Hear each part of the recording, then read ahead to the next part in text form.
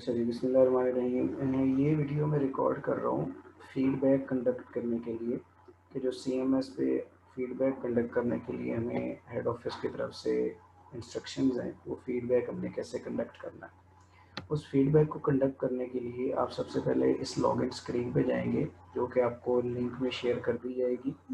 और इसके बाद जो लोग फर्स्ट टाइम CMS यूज़ कर रहे हैं, उन्होंने अभी टीचर्स को असाइन नहीं किया हुआ, तो सबसे पहले उन टीचर को उनकी क्लासेस असाइन करनी होंगी लाइक टाइम टेबल। उसके लिए हम क्या करेंगे, हम सबसे पहले एग्जामिनेशन के पोर्टल पे लॉगिन करेंगे। इनके लॉगिन पासवर्ड जो है वो आपको दिए जा चुके हैं, मेरे पास मेरे अपने कैंपस का मौजूद है, तो मैं उस पासवर्ड से इसको यूज़ कर रहा हूँ। एग्जामिनेशन के पोर्टल पे आप जाएंगे टीचर्स असाइन करने के लिए। एग्जामिनेशन पोर्टल आप लॉगिन करेंगे तो आपके पास ये विंडो ओपन होगी। इस विंडो में ये लेफ़्ट साइड पे फैकल्टी का ऑप्शन आ रहा है, इसमें जाके आपने ऐड टीचर्स करना है। जब यहाँ पे क्लिक करेंगे, मेरे पास क्योंकि टीचर्स ये ऑलरेडी सारे ऐड हुए हुए हैं, तो मेरे पास ये लिस्ट शो हो रही है और आप ये देख रहे हैं, ये नज़र आ रहा है प्रीवियसली एडेड टीचर्स। लेकिन अगर किसी ने नए टीचर्स ऐड करना है, स्पेशली जो लोग फर्स्ट टाइम यूज़ कर रहे हैं, तो वो यहाँ पे टीचर्स नाम लिखेंगे। लेट्स से मैं यहाँ पे एक टीचर ऐड कर देता हूँ, मेरा नाम वकास शहबाज है, तो मैं अपना नाम यहाँ पे ऐड कर रहा हूँ। इसके बाद नेक्स्ट यहाँ पे आप इसका सब्जेक्ट ऐड करेंगे। सब्जेक्ट्स में आपको डिफरेंट स्पेल्स और डिफरेंट आपको ऑप्शन नज़र आ रही होंगी। जैसे लेट्स से मैंने ये ऐड किया तो ये फिज़िक्स, केमिस्ट्री, कंप्यूटर 3 ऑप्शन दे रहा है, लेकिन मैंने सिर्फ फिज़िक्स को ऐड करना है, तो मैं यहाँ से सर्च करूँगा कि इस टीचर का जो सब्जेक्ट फिज़िक्स है वो ये ऐड है, लेट्स से वो ये हो गया। इसके बाद वर्कलोड की है ऑप्शन। वर्कलोड जितना आप लोगों को टीचर्स को वर्क असाइन हुआ हुआ है, वर्कलोड जो है 30 का है, 20 का है, 21 का है, वो आपने यहाँ पे ऐड कर देना। जब आप यहाँ पे ऐड करेंगे, लेट्स से मैं यहाँ पे 30 लिख देता हूँ, तो इस टीचर का ये डेटा कंप्लीट हो गया। अगर आपने मल्टीपल टीचर्स को ऐड करना है तो ऐड मोर पे क्लिक करें। जितने टीचर्स आपके पास है, आप सारी फैकल्टी को बारी बारी ऐड कर सकते हैं। अगर किसी एक सिंगल टीचर को ऐड करना है, तो अब आप सेव बटन पे क्लिक करेंगे तो वो टीचर ऐड हो जाएगा। अब मैं ऐड नहीं कर रहा क्योंकि मेरे पास ऑलरेडी ये ऐड है। ये सारे टीचर्स आपको नज़र आ रहे होंगे, तो ये इस तरह करके टीचर्स की एक लिस्ट आपके पास बन जाएगी और ये टीचर्स ऐड करना इसको बोलते हैं।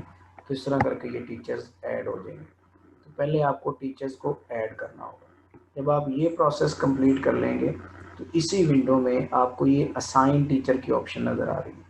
अब आप असाइन टीचर पे क्लिक करेंगे। प्रीवियस डेटा को सेव करने के बाद आप यहाँ पे आप कंपेन सेलेक्ट करेंगे। अगर पार्ट 1 है तो उसके लिए 2020 होगी, अगर पार्ट 2 है तो उसके लिए 2019 होगी। अब मैंने 2020 सेलेक्ट किया है तो पार्ट 1 होना चाहिए मेरे पास। मैं इसको अगेन सिलेक्ट करता हूँ, कंपेन लेट्स से 2020 है और जो पार्ट है ये हमारे पास पार्ट 1 है। अब फिट डेटा में मैं जाऊँगा,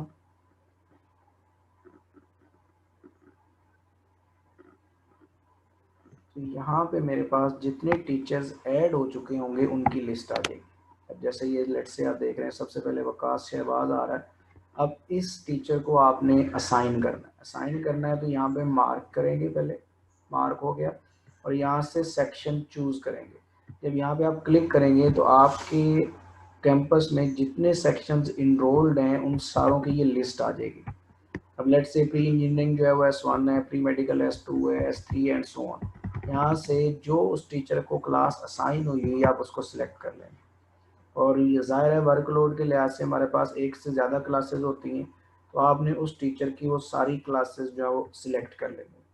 जब ये सारी क्लासेस सिलेक्ट कर लेंगे तो एंड पे आपके पास सेव का बटन आएगा। आप जिस टीचर को आपने टिक किया हुआ होगा, मार्क किया हुआ होगा, सिर्फ उसी का डेटा सेव होगा।